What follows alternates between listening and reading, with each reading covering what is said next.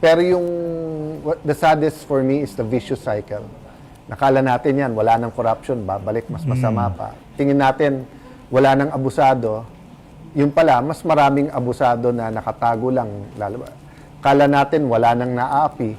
Yung pala, tahimik lang yung naapi. So, sayang ho, no? Tipong usanang ganyan ng mentalidad ng ating Senate President, mas maganda ho sana ngayon ang imahe ng ating Senado. Kasi base ho sa mga susunod na survey na maglalabasan, sa tingin natin, lalagapak ho ang ano niyan, ang rating niyan.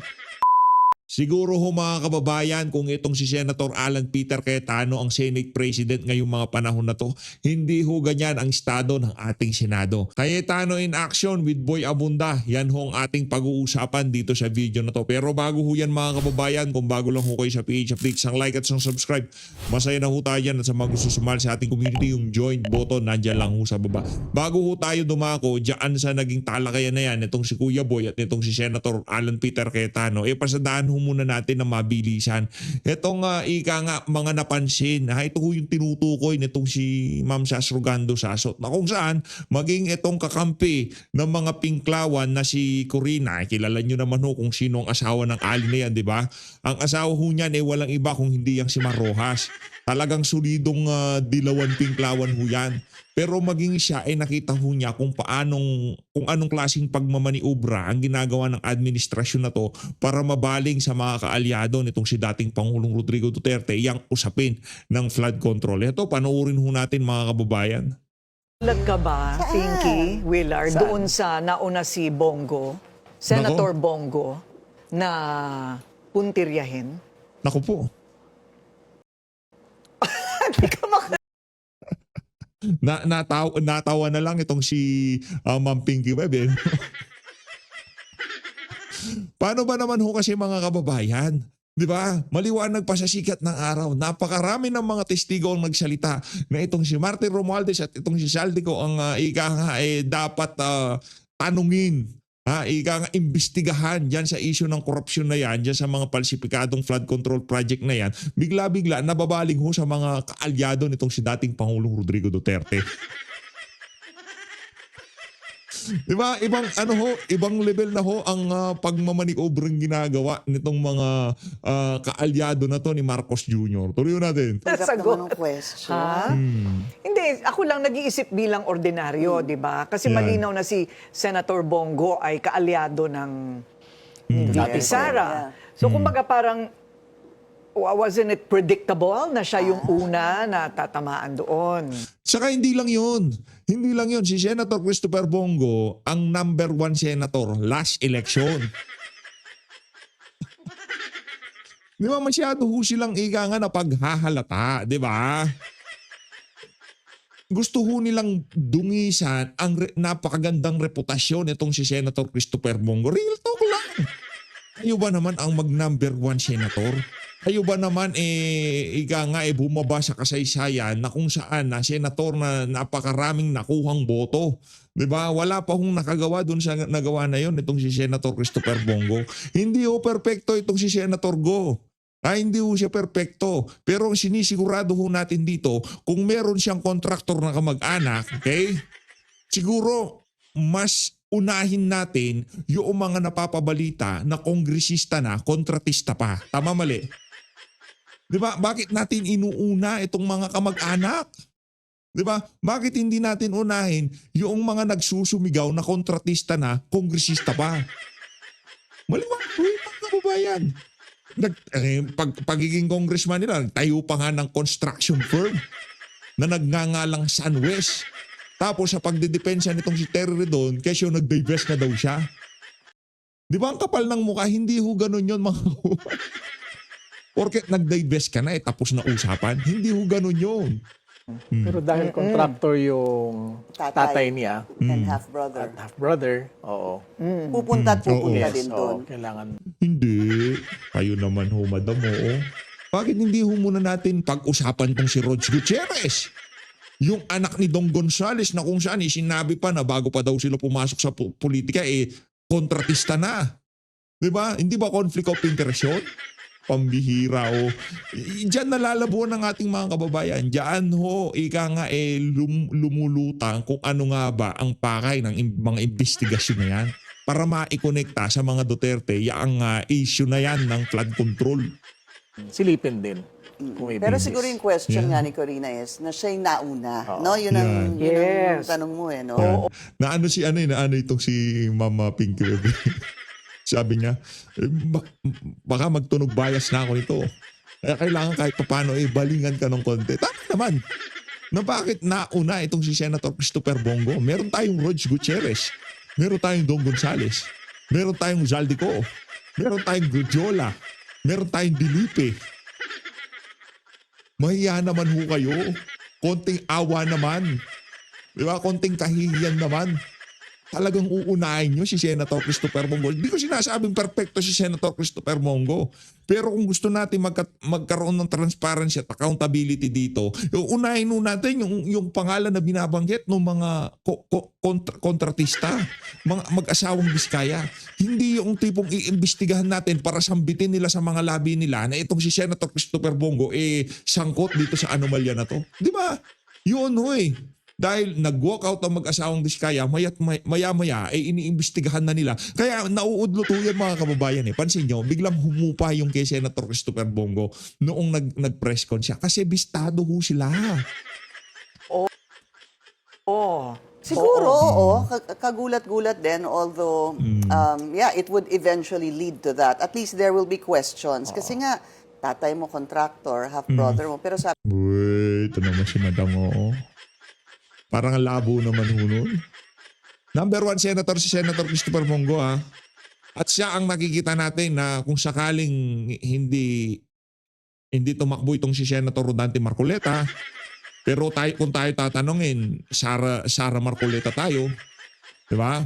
Kasi ngayong mga panahon na to, itong si Senator Rodante Marcoleta, talagang sa mga ginagawa niyang pagsuporta, pagtayo, matinding pambabatikos ang natatanggap niya. Sa totoo lang Pero tuloy-tuloy lang itong si Senator Rodante Marcoleta dahil nakita niya na itong mga Duterte na to hindi magnanakaw. Kagaya ng mga nakaupo ngayon sa pamahalaan. sabi nga ni Senator Bongo, hindi mo naman mapipili ang iyong mga Tsaka kung hindi naman mali, hindi naman sa dumidepensa tayo kaya lang ito yung pinag-uusapan ng tao, no? Pero kung hindi malinaw sa batas na bawal talaga ang mga Kamag-anak. first degree, second degree na kamag-anak mo na magbidding, and they won, I don't know, maybe fair and square, di natin masabi. Bakit siya yung wala lang, nag-iisip lang tayo, Pati sila napapaisip. Kaya dapat pagkaganyan, kahit pa paano palakpakan naman natin yung mga ika sa media, di ba? Diba? Palakpakan natin sila kahit pa paano, di ba? Kahit pa paano, di ba, nararamdaman nila yung maniobrang nangyayari dito sa issue ng flood control na to.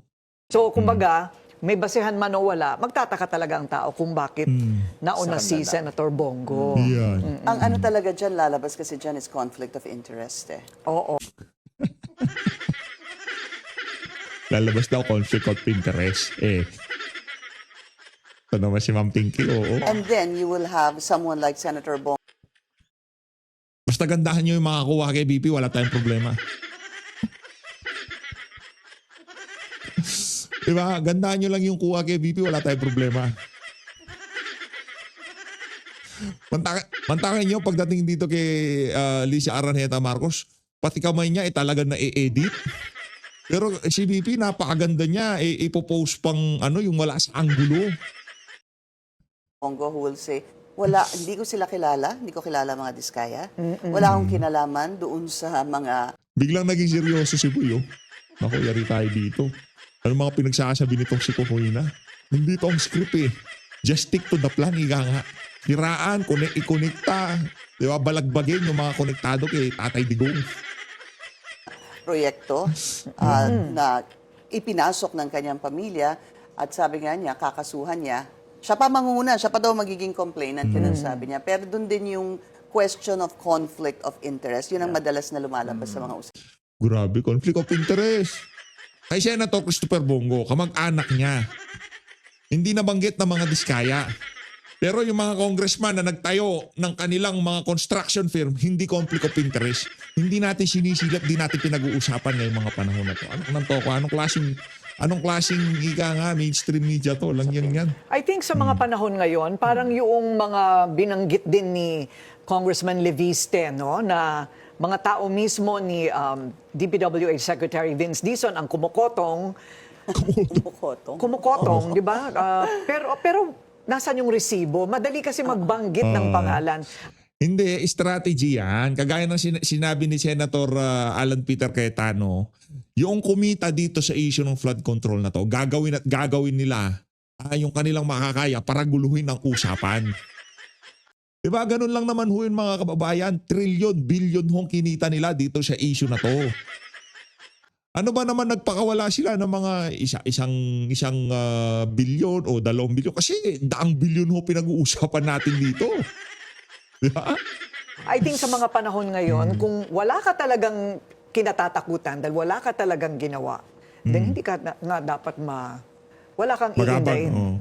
Yun na nga lang, nababanggit ang pangalan mo, parang medyo nagkakaroon din ng character erosion, kung hindi assassination. Bakit ako lang ang nagsasalita? Oo nga, Kasi makatakot itong ito yung mga ika nga eh. Gagandahan tayo dyan eh.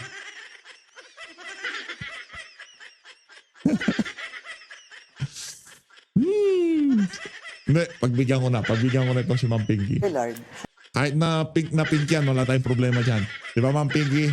Babalikan ko lang sana yung Are you with us? babalikan ko lang sana yung question ni baso. Corina eh. Pero maganda kasi balikan yung Bids and Awards Ganda ni Ma'am Pinky. Committee. Kung sino yung bumubuo niya noon, kung sino yung mga posibleng konektado sa mga Tahimik na opisyal. sila lahat ngayon. Kaya nga eh. Yung mga nakaupo sa mga committee paano dati. naman, isipin mo, nag-umpisa tayo sa flood control. Ngayon may farm to market. Tapos merong mga Health health center. centers. Ano kasi, yung dito, yung kumita dito, magpapakawala talaga ng sandamugal na pera yan para magulong usapan. Di ba? Kayo ba naman, di ba? Kahit na magpakawala kayo ng 1 bilyon dyan, walang problema. Basta ika nga, mailigaw nyo lang usapan. Pero ang bayan ng Pilipino, nagbabantay ho dito sa isa na to. Baka akala nitong mga kumita na to, ganun-ganun na lang ang lagay, di ba? Hindi pong pagka nagbigay sila ng 1 bilyon, 2 bilyon, tapos na usapan. Hindi, pamigay nyo lang yung pera na yan. Anak ng toko, ito sinisigurado ko sa inyo, hindi huhupa ang galit ng sambayan ng Pilipino. Para dito kay Tamba, dito kay Zaldico, naku, umuwi ka na dito. Langhiya ka. Tapos susunod dyan, lahat yung mga cat's eye, road barriers, lahat yan. Road reblocking, asphalt overlay, lahat po yan. Marami. Kaya nga mahaba-haba pa itong usapin na to. Mga Bigas. classroom pa, Meron din sa classroom, bigas. textbooks, mga Correct. ganyan, school Oo. supplies. Meron pa. Na pinai-import daw ng mga isda. O, di ba, sinabi din yun ni Secretary Laurel. Right. So, ayan na. Sige, labas nyo na lahat. Oo. Tagal din naman namin naghintay eh. Tuloy-tuloyin nyo na. Pero huwag nyo na patag... Tuloy-tuloy nyo na, palakpakan natin to si Ma'am Pinky. Oh. Pink na pink ho yan, mga kababayan. Galin pa kasi parang medyo mabagal. Yan. Oh. Alright. Okay, Alright. Lipat na ho. Dito kay Senator Alan Peter Cayetano. Game. Kuya Alan, ano ba ang wish mo para sa ating bayan? Kuya Boy, habang tumatanda ka, nag-iiba eh.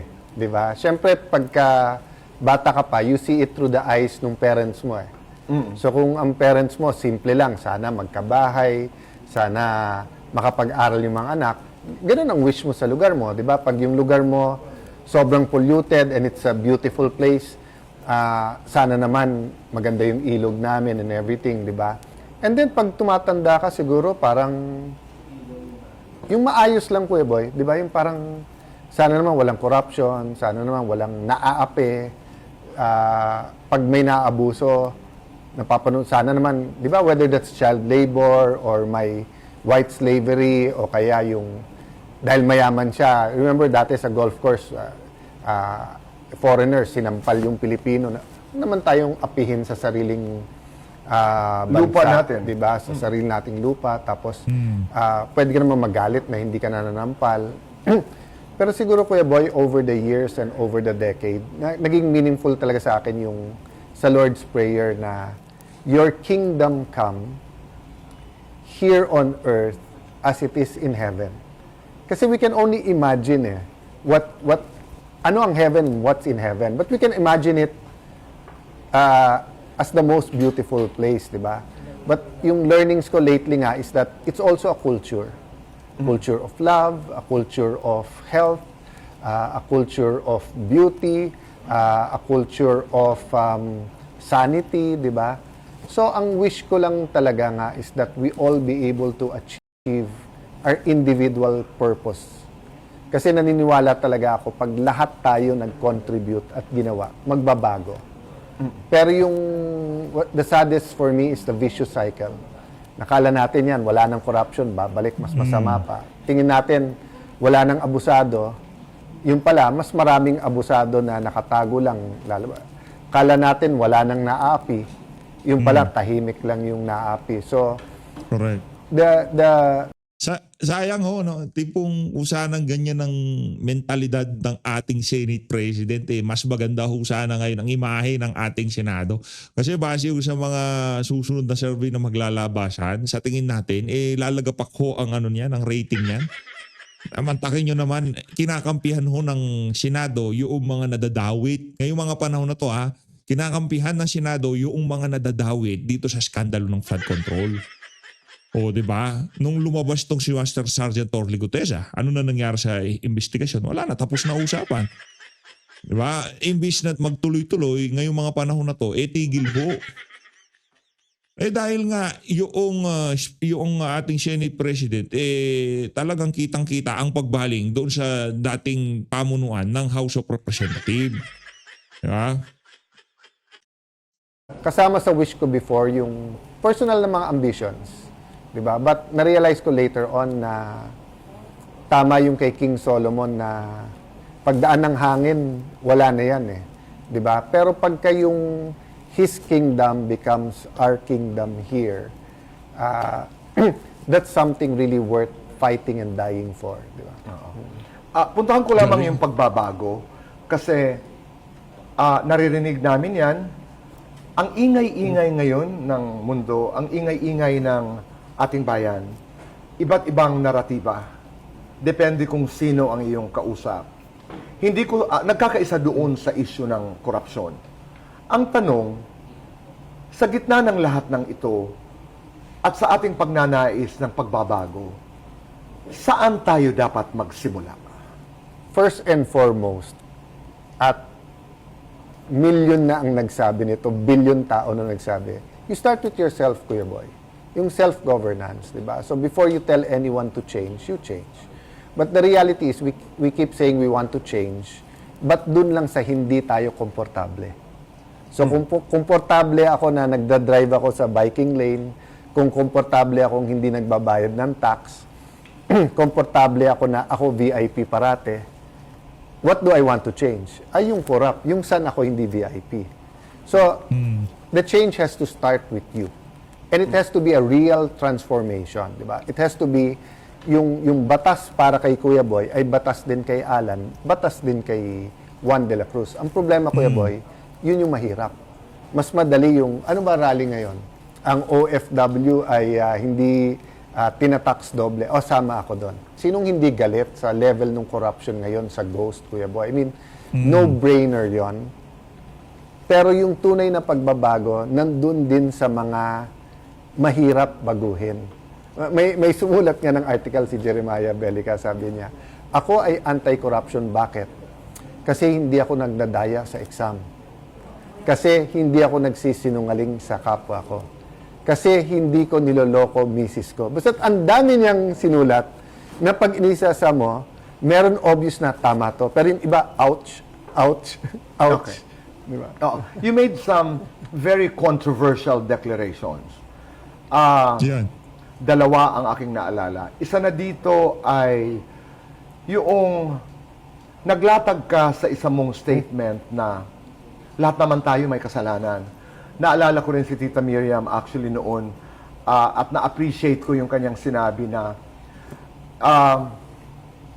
in my next life, sana lahat tayo imbestigahan, sabi nga niya, including myself. During the time, I thought it was funny, pero pag pinag-usapan mo ay hindi. Ang tanong ko ay, napakalalim na ng issue ng corruption dito sa ating bayan. Na kung iisa-isahin ito ng mga hearings ng Independent Commission at pupuntahan natin lahat ng nagkasala in the context of corruption, parang hindi mo alam kung saan mag-uumpisa at saan magtatapos. Given that, what is your view? Well, Kuya Boy, meron kasing yung personal repentance. So, repentance yung pinanggalingan, talked about it, no? At meron yung corporate or community repentance, di ba? So, for example, kung nasa Singapore tayo ngayon, at isa kang minister na nangurakot, aside from siguradong huli yan, yung repentance mo, personal, yung pagsoli mo, ikaw ang magsusoli nung ninakaw mo, makukulong ka.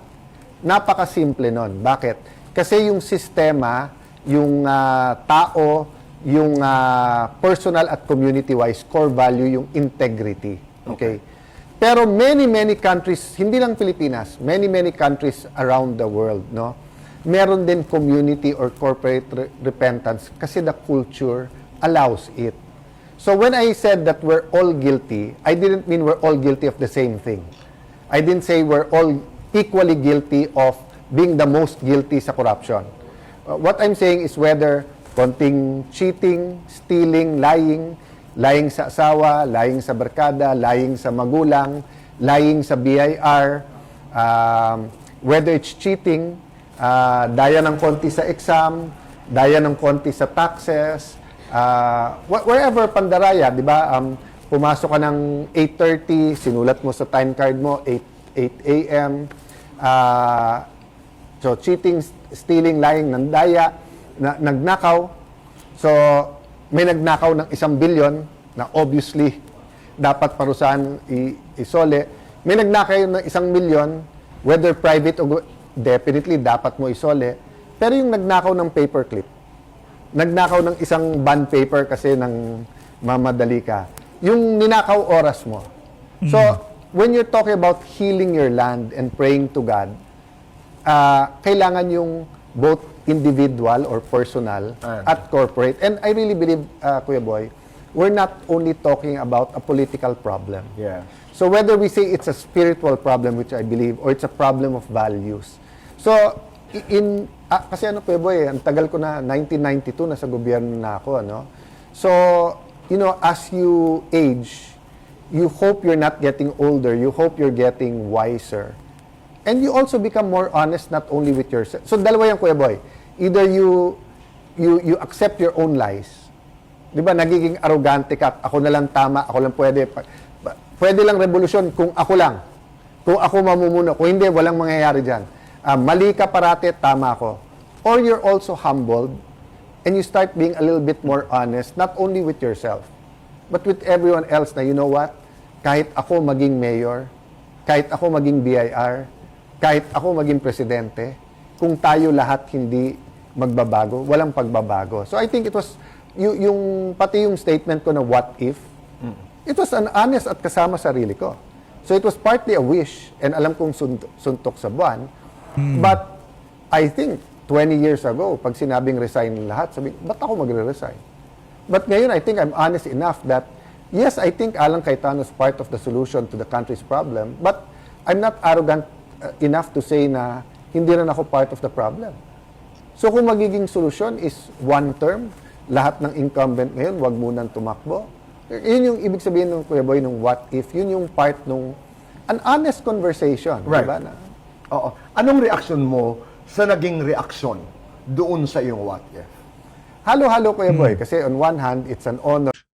Tayo ho mga kababayan, isang ayon ho tayo dun sa ano na yun, what if nitong si Senator Alan Peter Cayetano. Kaso yung iba, yung mga pingklawan-dilawan, syempre, ano ho yan, automatic na yan, ika nga, pagka yung mga litanya ay nanggaling dun sa mga individual na hindi umaayon dito kay Tambaluslos at Martin Romualdez, ayaw ho nila yan. Galit ho sila dyan. Di ba? Pero doon sa mga nakakaintindi, ano ho nila yan, tatanggapin ho nila na napakagandang ideya ng what if na yon. What if lang, hindi lang kumbaga buksan lang natin kaisipan ng mga palalimin lang natin ng talakayan. Yung tipong kunyari mangyari to, ano kaya magiging resulta nito sa ating bansa? 'Di ba? Yung mga ganong klaseng lang, awareness lang ba? Hindi alam naman natin, hindi naman magre-resign yung mga yan eh. 'Di ba? Kaso liniliteral nyo minsan eh. Or na on a Sunday afternoon, mag-post ka, biglang Sunday night, Monday, who's who, nagre-react, lahat pinag-uusapan. Nakakagalit din pag twist o binabali. Kasi sinasabi nila doon, parang pag nag-resign daw lahat, nakalaya yung mga kurakot. May kolumnista pa na very kilala at credible na sinabi it's a may agenda para protektahan yung mga kurakot. There's claiming to be political analyst at mga players na halos yun din ang sinasabi. So, nakakagalit kasi nga, alam naman natin lahat, Kuya Boy, pag nasa power ka, mas madali mong depensahan sarili mo. Whether guilty or innocent. Pag hindi ka in power, mas madaling ikulong, di ba? So, may konti ding ganito na ba mundo ngayon na ganun. Kasi dati, Kuya Boy, ang hirap mag-twist eh. Kasi ma-fact check o mako-call out ka. But ngayon, napaka-segmented na as long as natutuwa yung sarili mong segment, Okay. di ba, it's easy to, On one hand, I feel the confusion of this generation. No? I'm not talking about the young people. I'm talking about all of us who exist in this generation. Kasi dati, there's your opinion, my opinion, good and bad, majority, minority. Ngayon, what's good is that there's 100 million Filipinos, there can be 100 million opinions. But there's so much confusion kasi paano tayo mag-uusap man lang na may sasabihin ka, babaliin At ko, magkakarinigan. sagot ko, babali. Oo. At magkakarinigan. Maraming tao are invested. Ang bumabali lang naman ho dyan yung mga yung mga yung mga galit, di ba? Yung mga ayaw maging presidente si BP Sara. Yung mga individual na ayaw nilang mapunta kay Martin Romualdez ang issue ng flood control. Yun lang naman ang may ayaw dyan sa mga ideya na yan, itong si Senator Alan Peter Cayetano. Pero kung tanongin ho natin yung mga ordinaryong Pilipino, napakagandang mga ideya niyan. Diba? Binabali lang ho nila para ito ho kasing at pansinin nyo yung mga kasamahan pa sa Senado nitong si Senator Alan Peter Cayetano pagka mayroong mga ganyang klaseng pronouncement tong si Senator Alan talagang pati sila talaga sumasali sa usapan. Talagang SS na SSO. Magpapa-interview ko sila, yan lang ang magiging paksa kung anong sinabi nitong si Alan Peter Cayetano. Tapos doon na ho mag-uumpisa, so hindi pwede yan, wala sa provision ng saligang batas yan. Di ba? Yung tipong papakita nila na ano ba naman tong si Alan? Ano ba naman mga pinagsasabi nitong si Alan? Ganun no dating Yung kasi ngayong mga panahon na to, alam na hindi naman ho siguro lingid sa kalaman ng mga karamihan na talagang yung karamihan sa ating mga kababayan gustong maging Senate President itong si Senator Alan Peter Cayetano. Dahil nga sa husay niya, sa mga nakalipas na panahon dyan sa Senado, nakita ho natin kung paano niya lagi siyang hindi ho siya sumasali sa problema Lagi ko siyang gumigit na kahit na naging vice president yan ni PRRD. Pero kahit ganun pa man, lagi ko niyang tinitingnan yung middle ground kung saan tayo pwedeng magkasundo. Kung saan itong kabilang panig na to, magkita tayo sa gitna at kung ano man ang hidwaan at ang hindi mga napagkakasunduan, yung compromise kung tawagin ho niya pagka mayroong usap. Yun ang kailangan natin dyan sa Senate President. Hindi yung lahat ng gustong mangyari ni Martin Romualdez, yun ang nasusunod. Hindi ganong klaseng Senate President na kailangan natin. Are engaged dito sa lahat ng kontrobersiyang ito. From where you are, may pupuntahan ba ito? Yan. Kuya Boy, ako naniniwala that God gives crossroads. There's always opportunity, there's always danger. Okay. Diba? So, pinayagan ng Panginoon mangyari yung ghost. Bakit? Kasi may free will tayo, may choice tayo. Pero pinayagan niya ma-expose. So ngayon na na-expose, anong gagawin natin? Di ba? Will we find real solutions? Will we really look at ourselves in the mirror and say na Alan is good here, bad here, so here, so magbago na tayo? Kaya nga we're talking about, sa English mas madali, Kuya Boy, kasi iba yung change, iba transformation. Sa Tagalog kasi dinadagdagan lang natin ng tunay na pagbabago. But iba pa rin yung real change, yung transformation. So, people who study history, let's say Singapore was very much like the Philippines.